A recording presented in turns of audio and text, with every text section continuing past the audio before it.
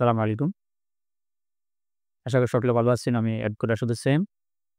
আমাদের সমাজে আমাদের মুরব্বিরা বা আমাদের পিতামাতারা প্রায় সময় বলে থাকেন যে, শিক্ষিত লোক মাত্রই তারা দলিল বুঝতে হবে। তারা দলিলের বিষয়বস্তু তারা জানে। তারা পারবে না কেন? যদি তারা সত্যিকার অর্থে পড়াশোনা করে বা তারা শিক্ষিত হয়ে থাকে তারা কেন দলিলের বিষয়বস্তু জানে না?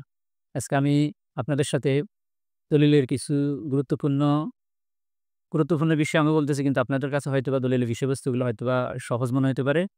যারা দলিল সম্পর্কে একদম অনভিজ্ঞ বা একদম জানেন না, তারা আশা করি আমার ভিডিওটি দেখলে আপনারা উপকৃত হবেন। সবাইকে দেখার জন্য অনুরোধ করতেছি। আমার হাতে একটি দলিল দেখতে পাচ্ছেন। এটি একটি দলিলের মেইন কপি।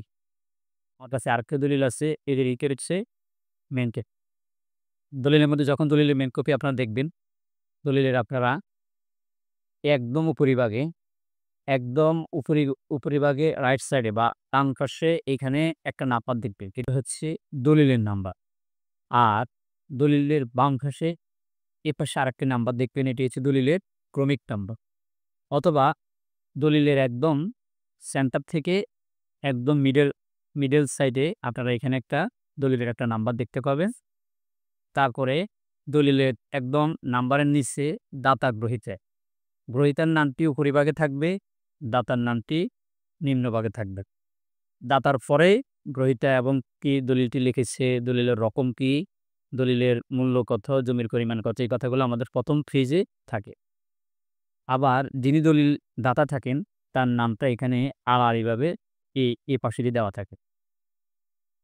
উনার নামটি আড়াআড়িভাবে দেওয়া থাকে।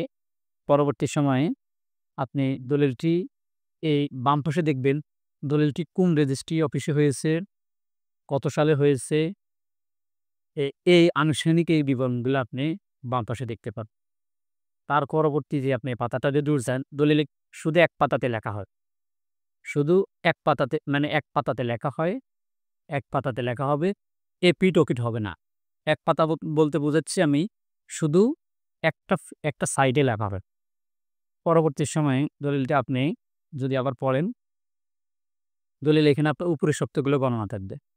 উপরের সত্যের বর্ণনাগুলো বলতে সিএস রেকর্ডীয় প্রজা কে ছিলেন, তারপরে এসএ রেকর্ডীয় প্রজা কে, তারপরে যদি কোনো অ্যা সাব কবলা, হেবা দলিল নিরূপণপত্র বা কোনো বিনিময়ে যদি কোনো দলিল হয়ে থাকে তাহলে সেই দলিলের বিষয়গুলা এই সিএস, এমআরআর, আরএস এর পরে কিভাবে যিনি জমিটা বিক্রি করতেছেন বা যিনি জমিটা আপনাকে ট্রান্সফার করতেছেন, হস্তান্তর করতেছেন, সেক্ষেত্রে উনি কিভাবে মালিকানাটা অর্জন করেছেন এই বিষয়গুলো আসবে। যদি উনার পৈতৃক সম্পত্তি তাহলে উনি সিএস থেকে এমআরআর, এমআরআর থেকে আরএস করে যদি উনি উনার মালিকানা সেইটা আমি মেইনটেইন করে আসবো।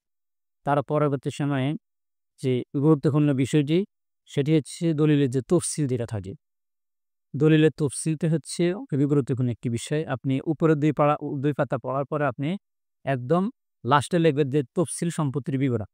তফসিল সম্পত্তির বিবরণ হলে আপনি সেখানে দেখবেন যে জমিটি কোন মৌজার, কোন তৌজির, সিএস কত নম্বর, এসএ কত নম্বর।